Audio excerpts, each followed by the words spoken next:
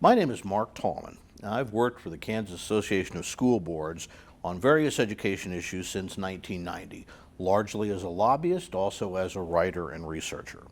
I'm conducting this interview with Dr. Ed Berger on behalf of the Kansas Oral History Project, a not-for-profit corporation created for the purpose of interviewing former legislators and other significant leaders in government in the state, particularly those who served through the 1960s through 2010, but also beyond. The interviews will be accessible to researchers, educators, and the public through the KOHP website, which is ksoralhistory.org, and also the Kansas Historical Society and State Library. Transcripts are made possible by generous donors. Dave Heineman is our videographer today. So today, we're going to be probably focusing largely on some issues we haven't talked about in earlier interviews, and that is our community college system. And I think our guest today was very much involved in that for a long period of time, but then has also had roles at the state level as well. So that's what we want to explore. Glad to be talking to you, and as we always begin, tell us a little bit about yourself. How did you grow up, and what made you move into an interest in serving in education as an educator and a leader? Well, I was born on a farm near Halstead, Kansas, and went to a one-room country school, all 8 grades in one room, and I think that was a great experience for me. I think one of the advantages of being in a one-room school is your grade would be called in to recite, periodically throughout the day, but you had the benefit of listening to other classes as well. Mm-hmm. And sometimes those were more interesting than my class. So that was basically a great school. Went to Halstead High School, graduated from Halstead High School, and then went to Hutchinson Community College for 3 semesters before transferring to Wichita State, and I got my bachelor's degree in history from Wichita State. Was lucky enough to get an assistantship to work on my master's at Wichita State. Completed my master's program in 1969. So that's kind of the higher ed background that I had. And after 1969, when I graduated, I was lucky enough to be hired by Seward County Community College. They were starting a brand new college in Liberal, Kansas, 1969. And I was hired as a charter faculty member at that institution, which was an incredible experience. Here you have a young kid going out there and being able to start a program, start a department all by yourself, and pick your textbooks out and kind of plow new land. And it was a great experience. That's a a good way of thinking about education. One of the things we wanted to talk a little bit of how things have changed. So 1969, not terribly far ago. Is that one of the newer of the Kansas community colleges? It was the last community college. At that time, Barton County and Johnson County also came online. So there were about 3 community colleges that were chartered in 1969. I think Colby was about 1965, as I recall. So there were new community colleges. What they did was take a local referendum to the public and see if that public wanted to have a community college in their county. And the citizens of Seward County said yes, they did, and the rest is history. And if I'm kind of, again, sort of remembering history, and so I have to have a disclaimer, I don't specifically remember the 1960s, being born in 1960, but one of the things I've heard is, that was a period of just tremendous change, and one of that really was the kind of movement from the junior college model, which really grew out of, and you can still see it in some places where the junior college was just under the local school board, basically, started classes at the high school to being renamed community colleges and taking on a broader mission. So I assume, while you may have been working at the last, some of that kind of transformation was still part of what you would have been involved with. Absolutely, it was, and I think one of the things that starting a new community college did, or at least a revelation for me, was how important it was for a community college to remove barriers to participation. And when we started that college in Liberal in 1969, many of our students were non-traditional students who had been in southwestern Kansas and hadn't had a chance to attend any higher education institution. So all of a sudden that institution was there and they could attend and they could go ahead and broaden their horizons.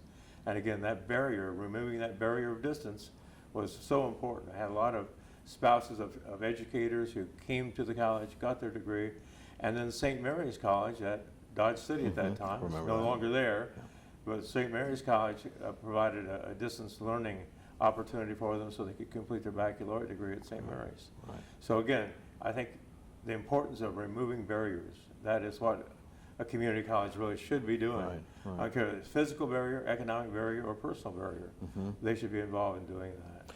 And again, my sense was, or has been, so some of that emphasis was on, beyond that traditional college age, right? Exactly. Because so. again, the junior college was still more the model of, well, these high school kids who want to go to college, this is a chance. Many people, of course, in that era did not, but part of the role of the community college was to, you talk about access, both geographic, but also a wider kind of age range than we typically saw at four-year schools. Is that fair? It was great. As an instructor, when I had those non-traditional students in class, they would just blow the top off of everything because they were focused. There was no question that they were where they were going and what they wanted to do. It was going to happen. And it was kind of uneasy for some of our 18-year-olds because they said these old ladies had more time to study than I did. And I said, they probably have a family at home. They have lots of things to do. And, It's all about priorities. quit whining, essentially. But again, I think that geographic barrier removal is so important. And we took that to the next step as well. Community colleges do, by taking classes off campus. And we had a 7-county service area at Seward County, and we had classes, college classes at every one of those little communities out there. And again, that's talking about access, talking about removing a barrier of geographics, and we were able to deliver that education to them and really solve that problem. So geographic barrier is something that was a real thing, and we got it taken care of. That, again, in my observation over several decades of looking at education, primarily at K-12, but higher education to a point, I was always struck by when we sort of evaluate Kansas compared to other states. I guess it is still a debate whether it's an advantage or a disadvantage having lots of institutions, but part of what apparently the people of Kansas wanted to do was have lots of institutions relatively close, working in communities in a way that maybe other states don't have that same model. Right. Community colleges are just a huge asset, economic asset for the community, whether it be job training or whether it just be generating activity within the institution itself. So you started as a professor? Yeah, I started as an instructor, taught history and sociology. And again, I was always interested in community. And so I was very much involved in the liberal community, from everything from delivering commodities or unloading commodities for the SRS to whatever, being involved in NAACP, all those kinds of things in the community. And then after being there a number of years, I applied for and became Dean of Continuing Education at Seward County Community College. And that was, again, my goal, something that I really wanted to do, working with that non-traditional student and providing those opportunities. Dean of Continuing, sometimes called the Dean of Dark, because that's for off-campus, evening, wherever. So, I guess, was there anything, you sort of talked about several things, but anything else you want to say about that interest in moving from, I guess, being an instructor, being in the classroom, to more of an administrative role?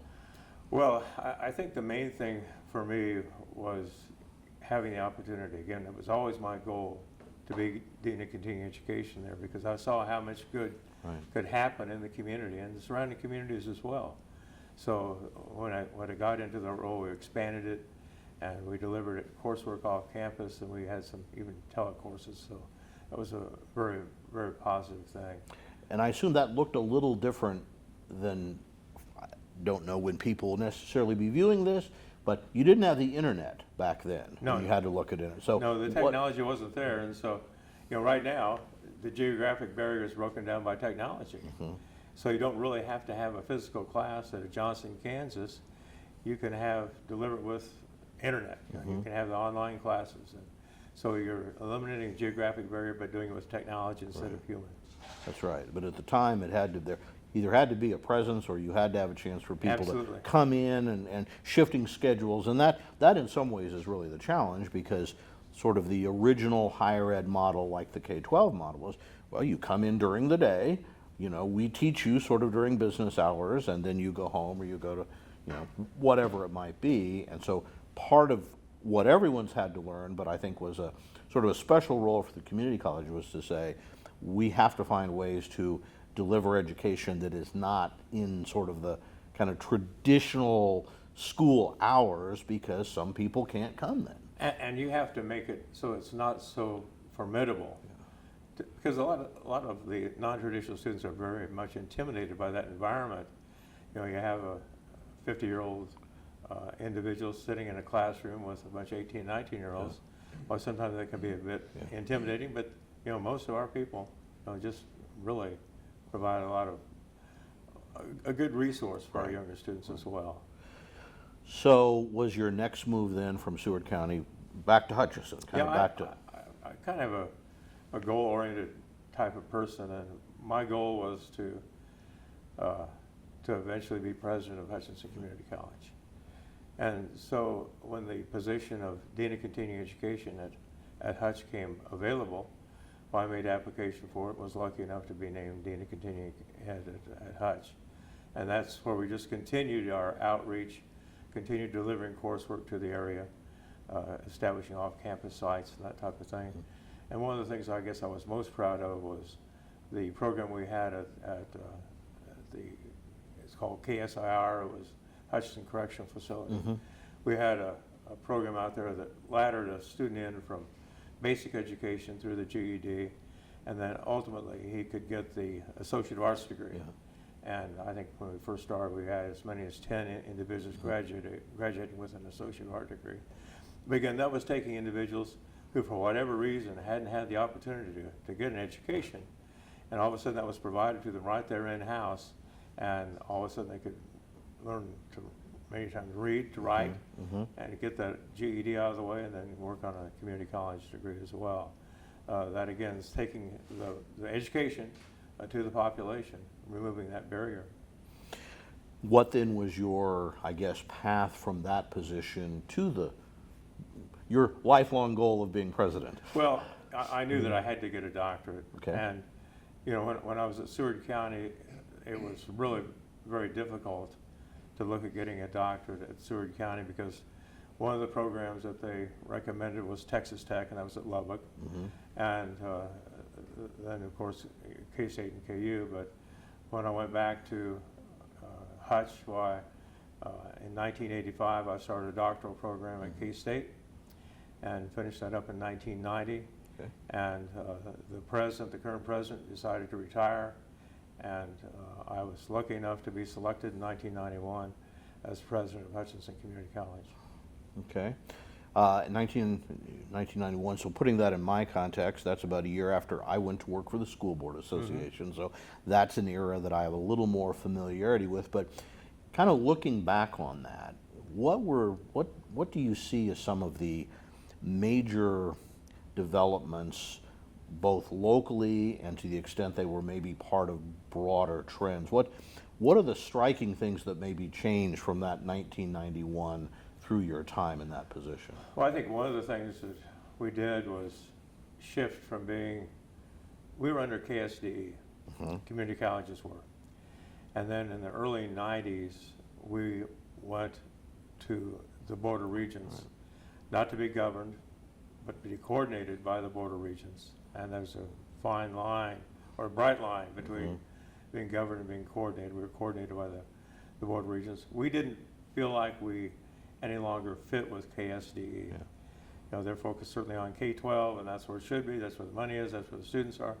So we felt we were more of a higher ed tie than KSDE. So it shifted to being part of the Board of Regents, and I think that worked extremely well.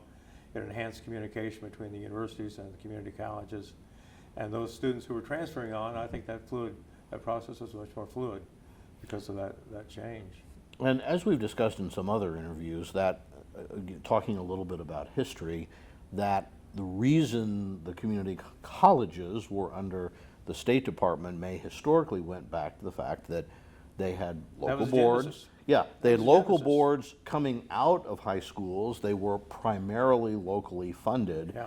But as there became, I think, a general movement, I don't know whether we'd call it rigor, whatever might have been, to sort of create expectations that post-secondary should be governed with other post-secondary. Right. And in Kansas, but that wasn't without controversy in Kansas, if I remember correctly. I'm sure it was. You know, we wanted to make sure that we weren't just grades 13 and 14, Yeah.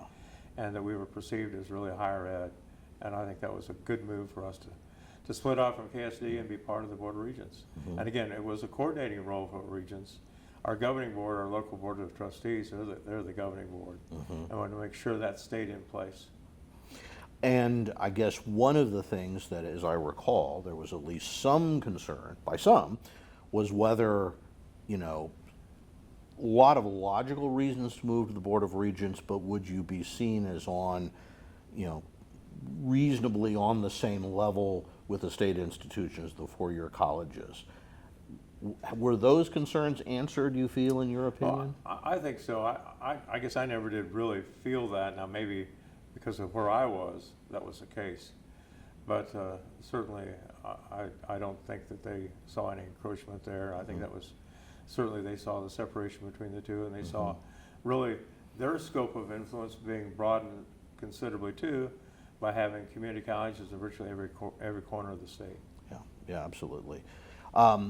That issue of governance, of course, was a major thing that happened over kind of the 90s and it's begun moving into this century, I Sure. guess. Another big thing that, as I recall, was sort of happening maybe around the same time or shortly after, was a change in how community colleges were funded. And so, can you kind of talk a little bit about how, through, you know, what has changed in how we pay for the community college system? Well, it's, basically it's a reimbursement per credit hour. Okay. And so if you don't produce, you're not funded, and I think that's appropriate. So I'm not sure that's changed that dramatically. It perhaps has increased, but still community colleges are primarily funded by your local counties and student tuition, and thirdly would be state funding, state support. The state has some skin in the game that way. I think another big change that took place in about '92 was community colleges merging with area vocational schools. And we had an area vocational school, Central Kansas Area Vocational School in our area, served McPherson, Newton, and Hutchinson. And we had to get legislation passed to allow us to merge with that institution. And Senator David Kerr was very supportive of that and made that happen, and we got the legislation in place. The merger took place, and that expanded our really scope of providing more vocational education than we had in the past. And I think at the same time that we moved to merge our institution with Central Kansas Area Vocation was Johnson County merged with their vocational school, and Dodge City did as well. And from this point forward, I think that's been a trend that's been very beneficial, providing a lot of opportunities for technical education for students in the region and the state of Kansas.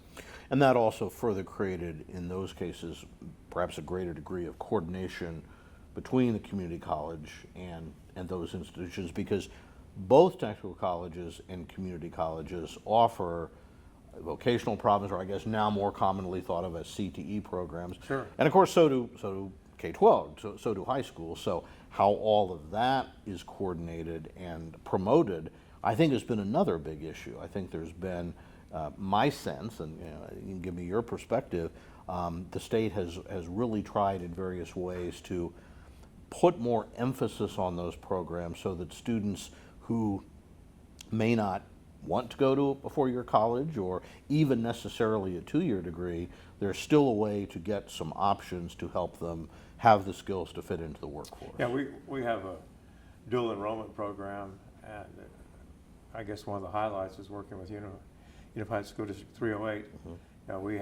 They can dually enroll in technical education at the college as well as a high school. By the time they graduate from a high school, they can have that Associate of Arts of Applied Science. And that, again, has been a great coordination between ourselves and Unified School Districts. The bottom line winner is a student, because the student has that credential then.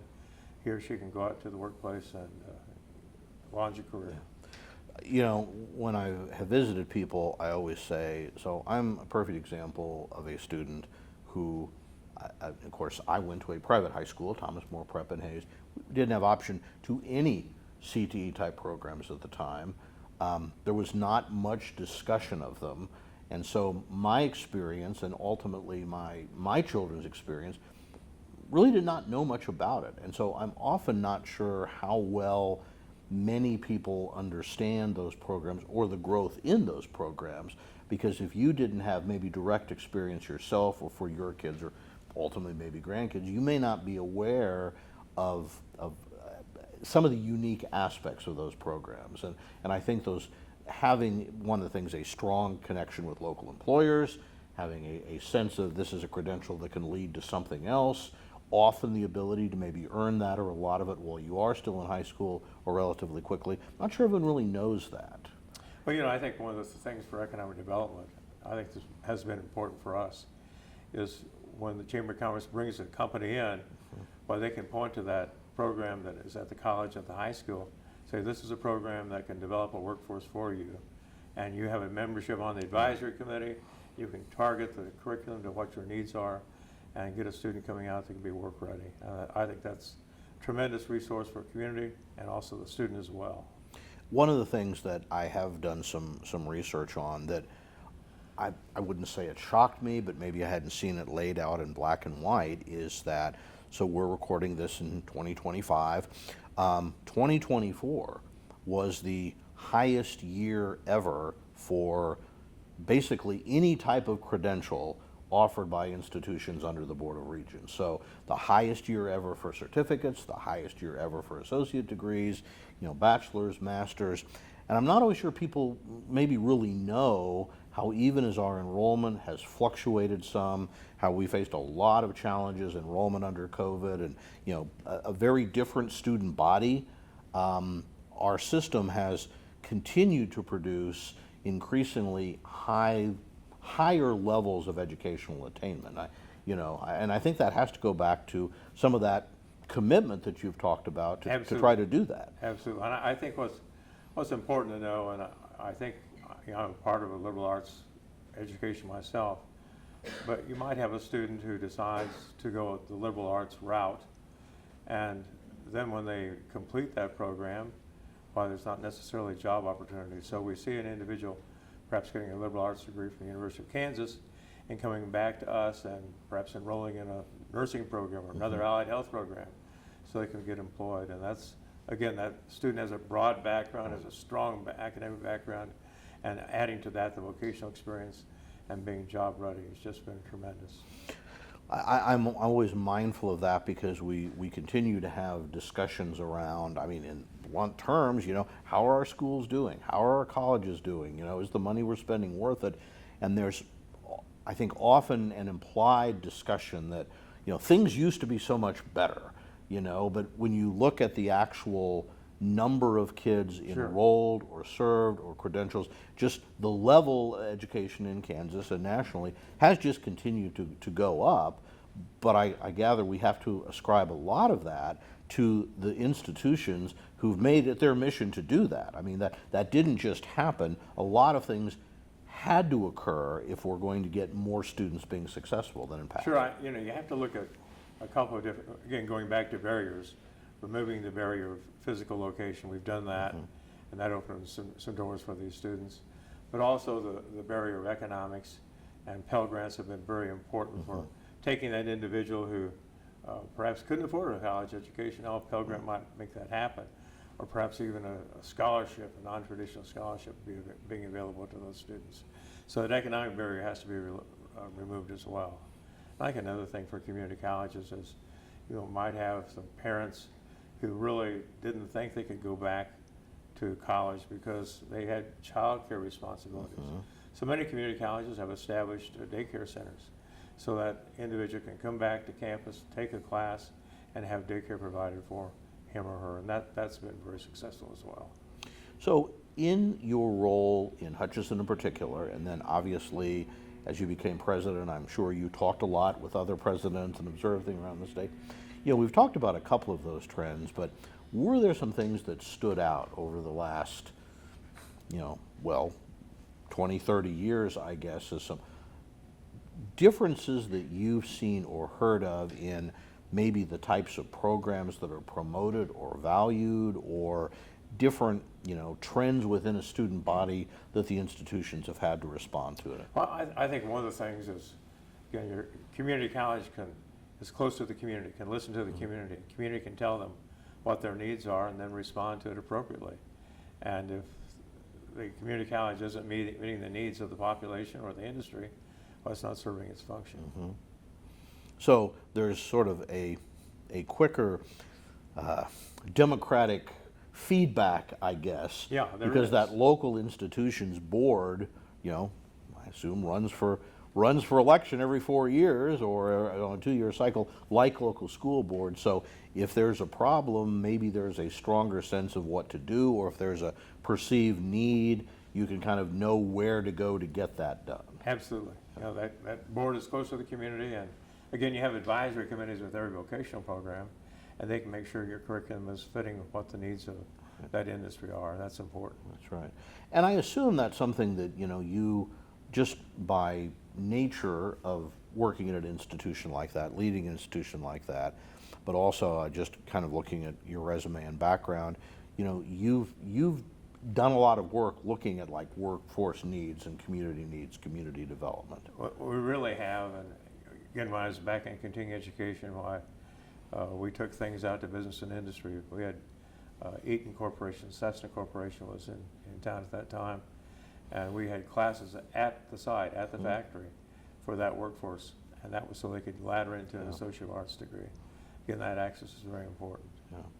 Are there any things that kind of strike you from the viewpoint of, again, because we're kind of trying to talk about, broadly speaking, Kansas history,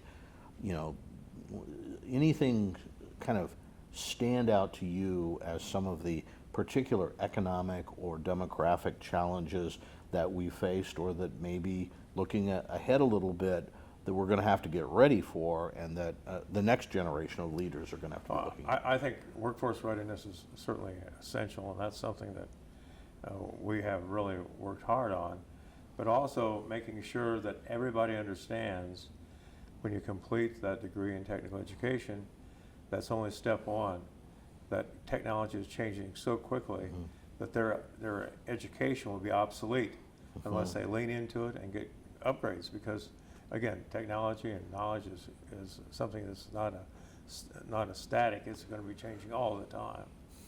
Yeah, right, and I guess that's something that, again, having been able to view this for a while, as you have, just over the course of a career, you can kind of think back on just some things are very similar, some things are dramatically different because technology has changed what is either possible or what is required, and every state is going to have to continue to be responsive to that.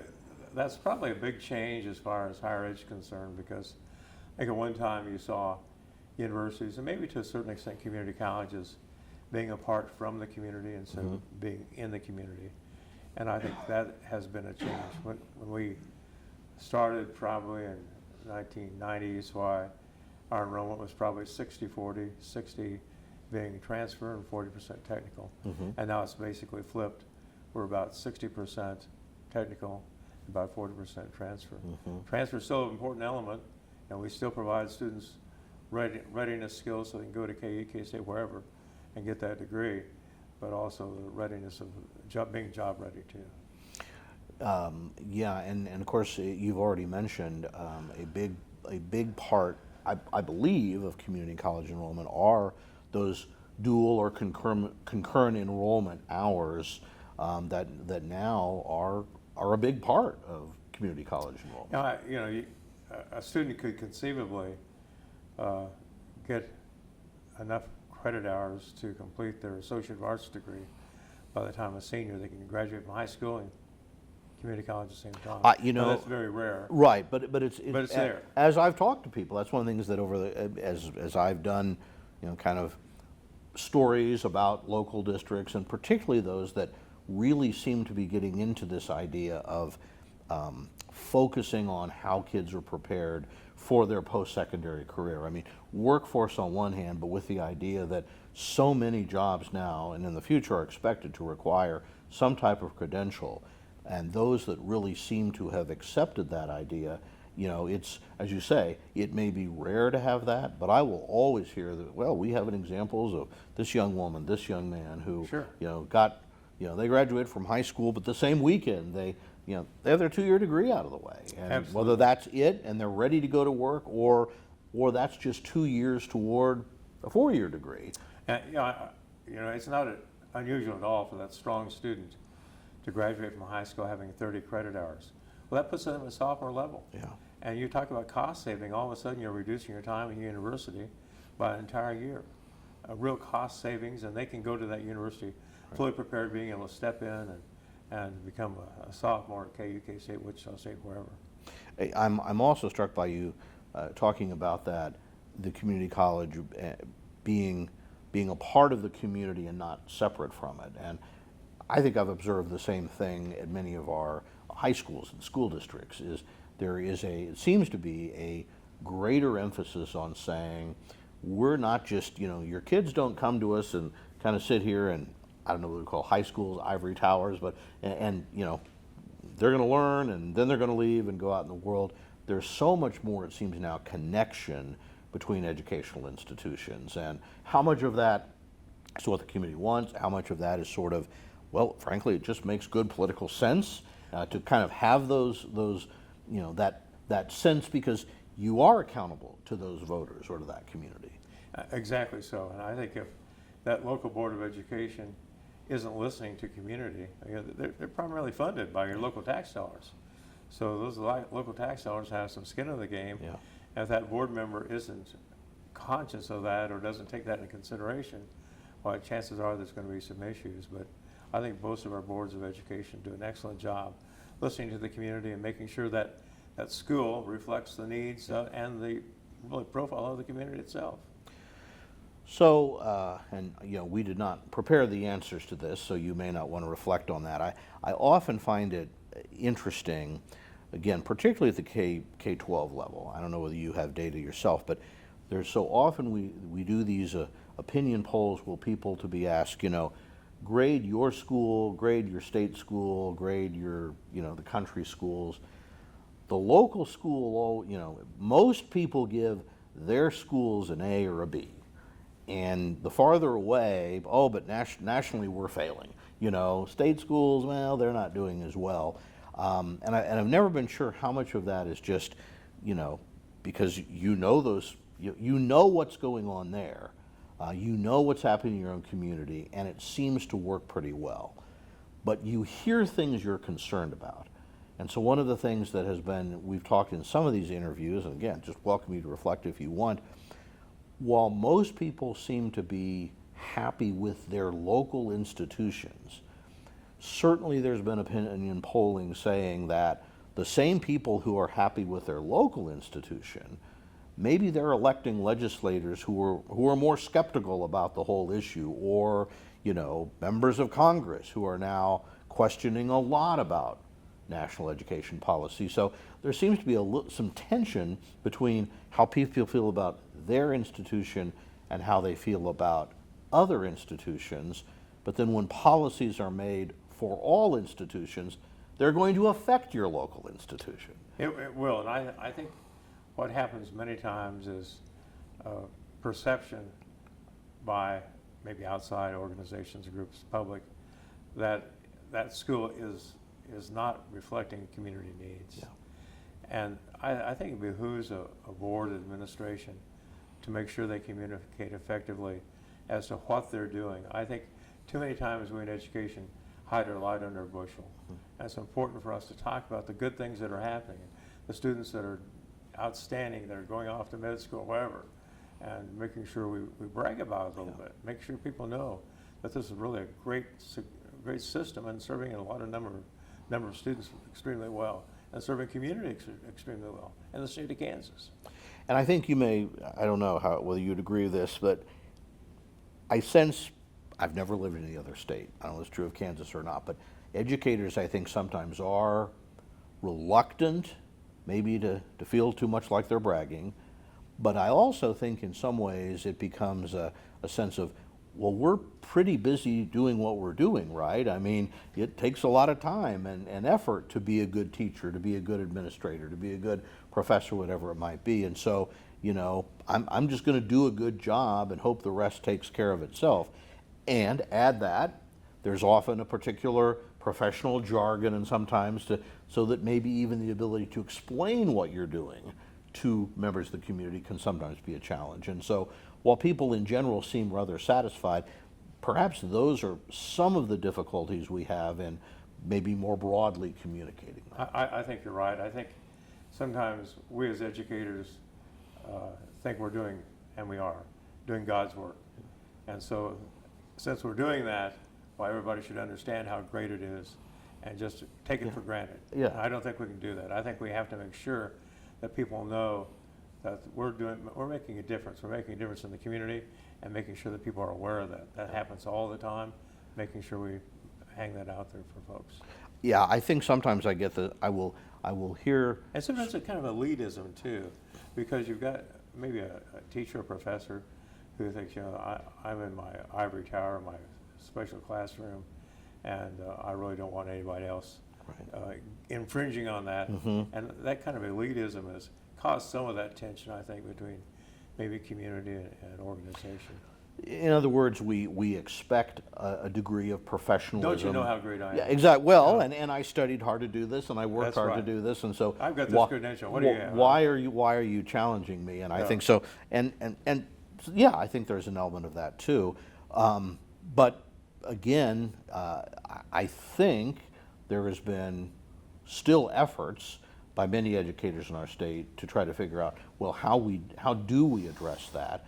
But it's coming in challenging times, and so you served as then president at Hutchinson Community College until what year?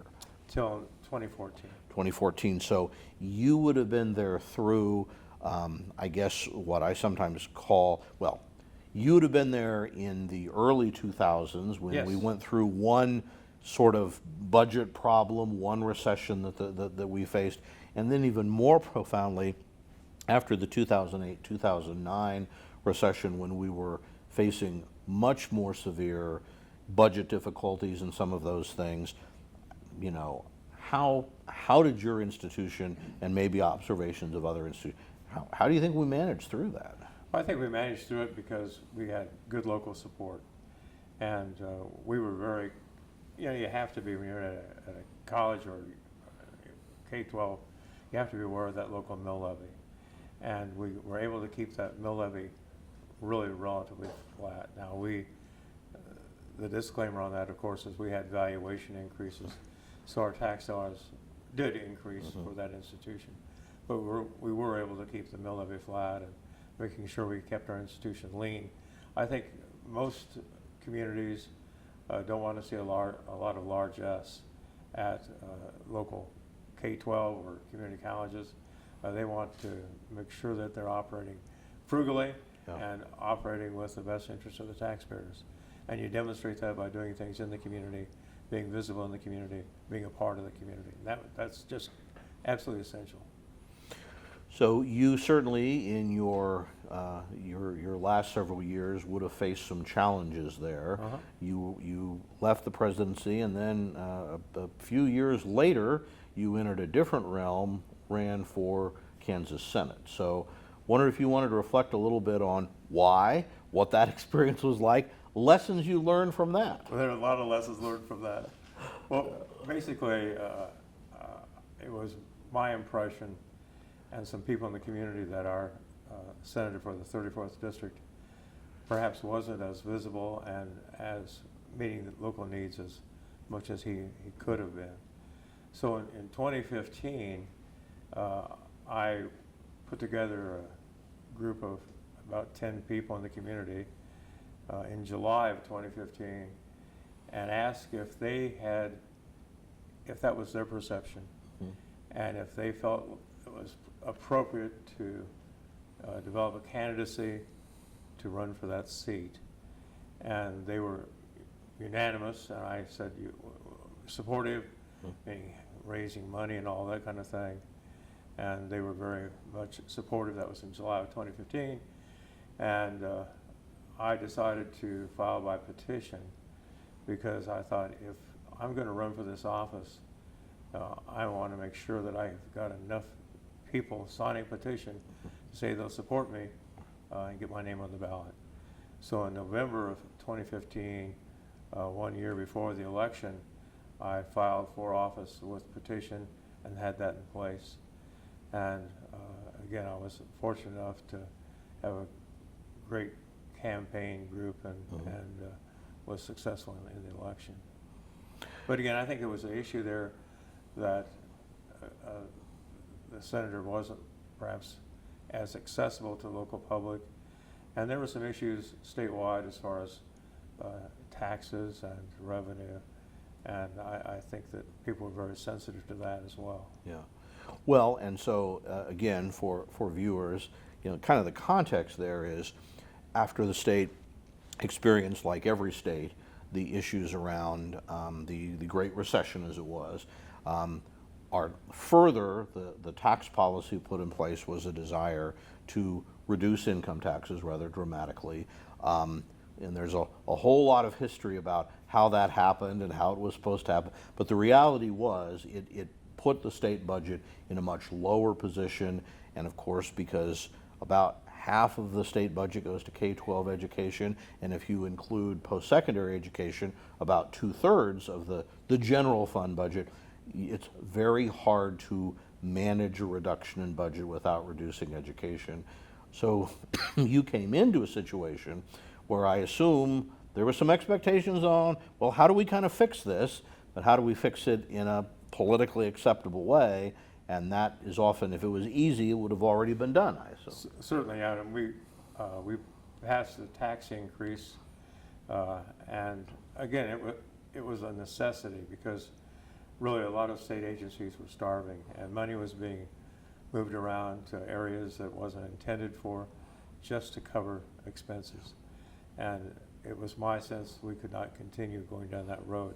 I think that the tax cut was well-intentioned, and the tax cut was put in place because the desire was that it would generate more activity, more economic development activity, and generate more revenue. And whether it was the timing of it or whatever, that just didn't happen.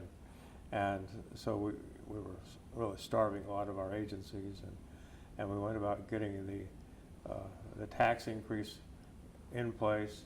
Happened, it was vetoed, and we were able to override by one vote the veto of the governor. In the Senate, and then went to the House, and the House overrode that veto as well. So that put us on, I think, a sound footing financial-wise, and it was really, I think, a key to perhaps some of the success we've had at state level. And you served on the Ways and Means Committee, is that right? So you kind of had an even closer look at kind of what was happening, budgets and that sort of thing. So yeah, it was. And we had presentations from agencies, as always, presenting their budget to the Ways and Means Committee, and certainly their budgets, I think, were realistic. But the bottom line was we didn't have the funds to support many of those budgets. And you served in the majority party and in a Senate, the Republican Party in both the House and Senate in Kansas, usually very dominant, although it's gone up and down. Was there anything maybe that surprised you about perhaps some of the views or attitudes of your legislative colleagues? You'd come out of an education background, so you had a lot of knowledge of those things. In a citizen legislature like ours, you have people from many different walks of life coming into those roles. So I guess I'm wondering whether there was anything that surprised you pleasantly or unpleasantly. Well, I think what I went into the legislature with full knowledge was that I'd be working with 40 other senators from 40 other areas of the state of Kansas, from 40 different backgrounds. And I wanted to make sure that I understood where they were coming from and their opinion, however different it might be from mine, their opinion was valid and their views were important. And you had to understand that, and you had to listen closely, because what if you're telling me I might completely disagree with, but I damn well listen to see what kind of nugget I can pick up from that position, because I'm sure that in their opinion that position is well founded, and you had to know that. And so I think that's part of it. There wasn't anybody so extreme that I couldn't listen to them and say, you know, I can understand your position. I can understand where you're coming from. I don't agree with it, but I can certainly understand it. I guess that is sort of the challenge of where we are now in some ways. You know, again, I don't have the experience going back all that far, but I think there's a concern now, whether you call it polarization or whatever, that it's just in some ways getting harder for people to listen to each other or talk to each other, because, you know, I don't know if it's fair or not, welcome your opinion on it, but that in some ways the divisions are so deep, it is maybe more difficult to get people to listen to each other. Just looking from the outside, it does seem like there's more polarization than there has been in the past. You know, I really didn't sense that when I was in the legislature. Maybe I was just being Pollyanna, but I really felt as though there was a desire on the part of every legislator to do what was best for the Kansas and the citizens of Kansas. And if their route to getting that done is different than mine, so be it. You know, that's your prerogative. I don't have to agree with it, but I certainly have to respect it. I guess in some ways that is the challenge of, can you look at someone who disagrees with and say, I disagree with you, but I can see where you're coming from, and the majority are going to win, versus I think some people, and this may be less true maybe on legislators, it's just the public, who, if you disagree with me in this way, you know, you're not only wrong, you're bad, you know, you know, less ability to maybe give the benefit of the doubt to the opponent. I really didn't sense much of that at all. I know I sat around some very conservative legislators, and we come up with a vote. I knew the person sitting next to me was going to vote one way, and I knew I was going to vote the other way, and we both knew that. We both recognized it. I could count him as a no, and I could count me as a yes, or him as a yes and me as a no, and he was a good friend, and you know that's the way it is. I understand your position. I know you know who elected you, and you know what you have to represent them. And you know, it may be just you know, historically speaking, maybe we always think the past was better and everyone got along, or whatever it might be. Maybe we've always had these divisions. Maybe it isn't that much worse. Maybe that's just sort of a sense now. Again, I don't know, but there was never a time where I couldn't visit with anybody on the floor of the Senate and have a good conversation. You know, put our differences aside and go from there. Good friends that were completely on the other side of myself as far as their political views. So before we begin to wrap up, what are you doing with yourself now? What have you been doing since that experience?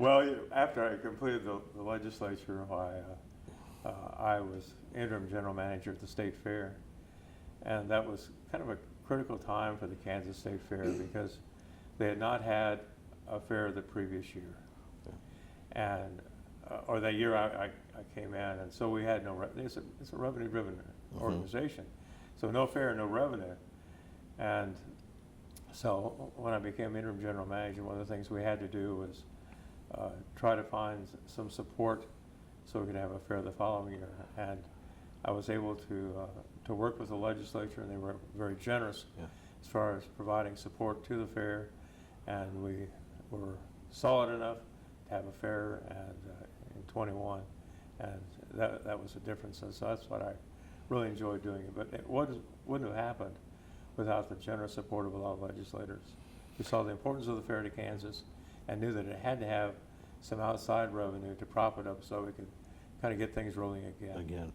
So again, just for our viewers who are interested in history, I imagine most Kansans know, maybe not, the fair is in Hutchinson. Yes. Do you know why? What's the history of Well, history that? of it was we had an individual named, I think, Senator Kerry, who back, I think, in 1913, got legislation passed. There was a contest between, I think, Topeka and Hutchinson for having the state fair, and he was able to convince enough senators to get the state fair located at Hutchinson, and it's been there ever since, and has grown and thrived, and it's certainly in the center of the state. So it's a state fair. Yeah. It's not an Eastern Kansas fair or Western. It's a state fair, and having it right there in Hutchinson is so important. Yeah, it's always interesting to reflect on why this institute, why is the capital here? Why is this university here? And a lot of that was, it was politics at the time. It was politics at the time, and Senator Kerry was very influential and made that happen, and certainly his mark is all over that community. Kerry Salt, that's part of the background. Yeah, makes great sense. Okay, well, I think that kind of covers it chronologically. Want to give you a chance if you want to kind of anything maybe I've missed that you think would be an important thing to share, or just any final thoughts on things you're particularly proud of, or maybe where there's some disappointments. Well, I think, one of the things that I guess I'm most proud of is providing a way to break barriers down to participation by students. I go back to that first year I was at Seward County Community College. I was right out of a master's program and certainly thought I knew just about everything. And I was, kind of an elitist. I came out of that environment, and I was, kind of guided by a lot of professors who had the same attitude, so I did too. But we had a lady who I was in the entry of the college, and she came in and said she wanted to go to Seward County Community College, and she said, I have no money, and I said, well, how are you going to sustain it? She said, well, I don't have a high school diploma. So I said, golly. So I said, I'm not sure we can work with you. And I had an administrator at that time says, we do not turn anybody away. You find a way for them to be a part of it. And we got her into the program. She got her GED, got her social arts degree, and ended up getting her master's in logopedics. And that, to me, is the kind of success story that every community college has. Taking that individual, making them tax eater into a taxpayer. That's important. Changing their lives. I could do that one person at a time in many different ways. So barriers, financial barriers, physical barriers, and also personal barriers.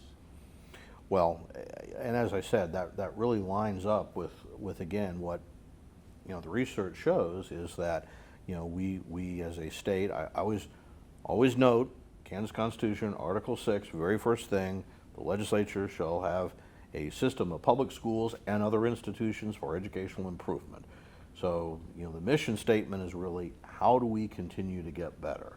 And the data really shows that in terms of more and more people finishing high school, getting some type of credential, going on to additional credentials, we've continued decade after decade to do that. And of course, we have a workforce which more and more seems to expect that. So, I think so. And just taking a little detour from education, we were able to answer the Gannon decision, and by fully funding K-12 and getting that put to bed in 2019. I know that had been something of a block for legislators for a number of years, and so we got that taken care of. You say what one of the disappointments? I think one of the disappointments is sort of public health and welfare.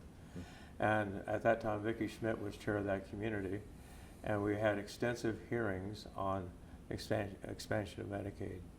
And from all corners of the state, people came in, provided testimony as how important it was to expand Medicaid. And we got it passed through committee. We passed it to the legislature. The governor vetoed it, and we did not have enough votes to override it. But that is probably as close as we've ever come to expanding Medicaid. And again, I give a lot of credit to Vicki Schmidt for putting that all together. And again, we met in the old courtroom, and we had testimony after testimony, all corners of the state. You know, Kansas Catholic bishops, they all provided testimony in support of it. And we passed it, but we just couldn't get over the veto. Yeah. Well, here in 2025, those issues are kind of still out there, both at the state and the federal level. At the federal level, too. So maybe it wouldn't have made any difference. It's hard to know, and I guess that is something when you talk about the role of the Pell Grant and everything. While education at all levels is primarily a state and local, there has been a federal role, and we'll kind of have to see now what going forward. There could well be some changes in that, and how our state and community responds to that will be an interesting to watch going forward. Well, certainly different things coming down from the state, certainly, or from the feds. But you know, Kansans are creative and resilient, and I think no matter what happens at that federal level, Kansas will find a way to adjust to it and to still serve its public well, and be part of whatever the conclusion is.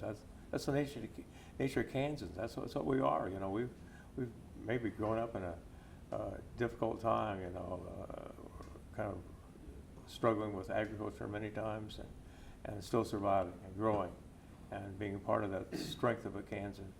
That's so important. Absolutely, and that may be a great place to wrap up. Thank you, Dr. Berger, Senator Berger, so how I would usually call you, whatever, for your time. Absolutely, and thank you very much to our viewers or readers, and we appreciate your wanting to learn more about Kansas, and thank you very much.